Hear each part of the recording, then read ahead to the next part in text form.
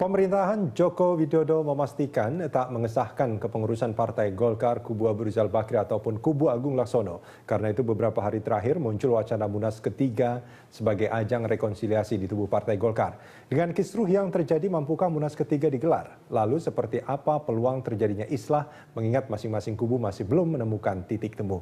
Membahas hal ini kita akan mendiskusikannya bersama Ketua DPP Partai Golkar versi Munas Jakarta, Leona Baban, dan pengamat politik Hanta Yuda. Sementara di line telepon kita juga terhubung dengan Wakil Ketua Umum DPP Partai Golkar, Fadel Muhammad. Saya coba ke Pak Fadel dulu. Pak Fadel. Ya, selamat malam. Selamat malam Pak Fadel. Ini kalau kita bicara soal adanya dua kubu di Partai Golkar, Pak, mungkinkah ini untuk rekonsiliasi? Saya kira selalu mungkin. Rekonsiliasi itu mungkin saja terjadi apabila terjadi pengertian yang sama atau pembicaraan. Memang saat ini terasa sulit. Pak Akbar Tanjung berusaha terus ke arah sana, tapi beliau mengatakan masih belum berhasil. Saya kira mungkin mudah-mudahan sekali waktu berhasil, karena juga sulit. Pihak daripada Pak Agung Laksono itu juga sulit karena secara hukum, landasan hukumnya tidak kuat. Jadi mungkin sekali waktu pasti dukungannya tidak ada dan mereka mungkin ingin kembali ke Golkar. Pak Fadel, maaf saya coba potong. Artinya islah itu tidak perlu dilakukan karena secara undang-undang, secara hukum, secara aturan partai, kubu Agung Laksono sebetulnya sudah menyalahi aturan itu. Iya, betul.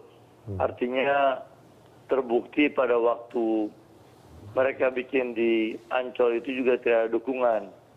Satupun ketua DPD 1 tidak ada yang hadir. Hanya beberapa orang DPD 2 juga yang kurang jelas. Jadi mereka juga sadar, saya kira. Ya.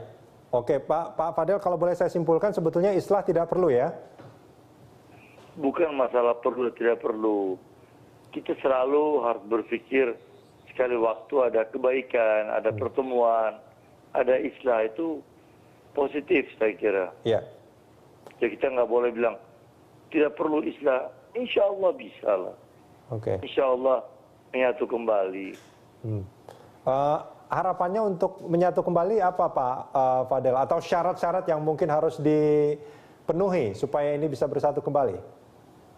Ya, yang pertama saya kira nanti mereka sadar bahwa ternyata sulit dan tidak memenuhi syarat. Yang kedua, mereka kemudian menghubungi pihak-pihak tertentu. Dan akhirnya kita akan buka pintu juga pada mereka. Oke, Pak Fadel, di studio juga ada Pak Leona Baban dan Mas Hanta Yuda. Pak Leo, ini kalau kita bicara soal tadi pernyataan dari Pak Fadel, islah itu ya tidak perlu juga karena kubu Pak Leo ini dianggap sudah menyalahi aturan. Itu menurut versi Pak Fadel. Menurut versi kami, mereka yang menyalahi aturan. Ya. Jadi bagi saya, mari kita lihat Pak Fadel.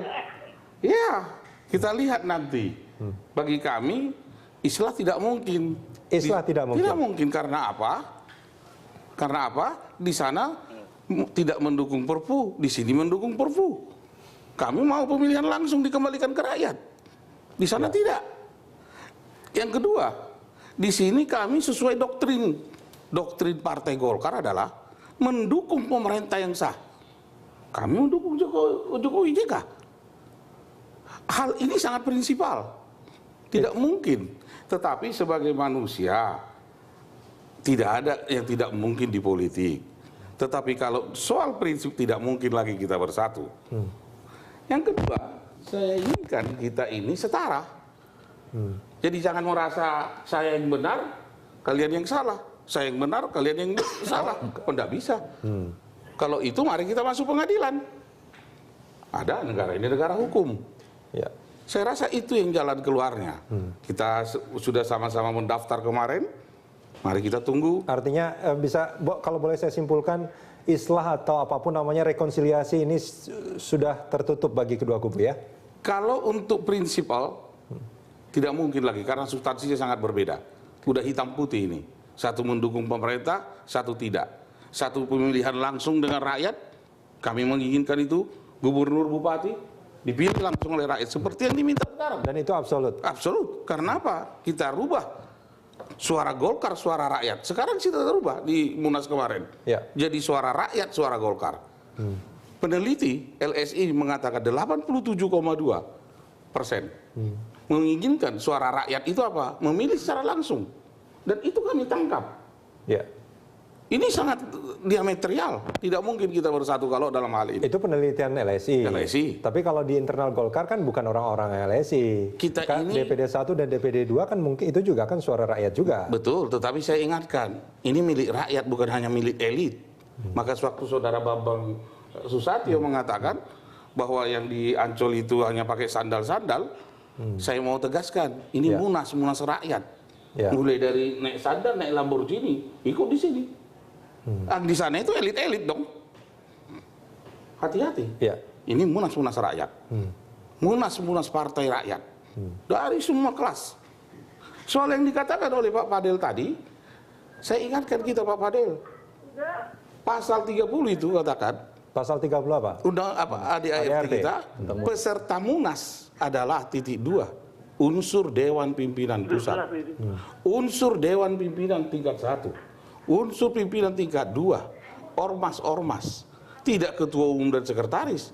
Dan ada lagi kejutan nanti untuk Pak Fadel, yang menolak hasil Munas Bali itu ditandatangani ketua DPD tingkat 2, tapi yang dikirim ke sana tingkat wakilnya dan sekretarisnya. Dari Papua itu 36 Pak Fadel, 36 itu ketua DPD semuanya. Yang ke Ancol. Lengkap yang ke Ancol itu. Belum lagi daerah-daerah lain. Artinya Anda ingin mengatakan bahwa kalau di ADART itu yang dikatakan adalah unsur-unsur, artinya nggak perlu semuanya datang asal sudah ada yang mewakili. Apalagi dia sudah membuat pernyataan menolak ditandatangani ketua dan sekretarisnya lengkap. Jadi secara fisik dia tidak ada di situ, tetapi waktu kami voting, lihat itu orang Papua bilang, nih muka gua. Gak takut mereka. Karena apa? Mereka tidak takut mau dipecat, mau di apa. Tetapi ada yang sebahagian mengatakan, jangan. Ya. Dan saya rasa Pak Fadel, mari kita hati nurani kita tanya. Rakyat sudah melihat di sini terjadi enjoy demokrasi itu. Maka kita punya tema membela demokrasi, memperkokoh NKRI. Dan ini sangat fundamental. Itu sangat fundamental, itu sangat absolut. Yes. Artinya kalau misalkan anggaplah ini berangan-angan lah, kalau boleh berangan-angan. Misalkan ternyata yang diakui adalah kubu Abu Rizal Bakri, maka kubu Agung Laksono tidak akan serta-merta bersatu ke sana, tapi akan tetap berdiri sendiri. Tidak mungkin. Baik. Kami akan teruskan ke perjuangan babak selanjutnya, Kita akan yaitu sambungin. melalui pengadilan. Kita akan sambung ini di segmen berikut. Terima kasih.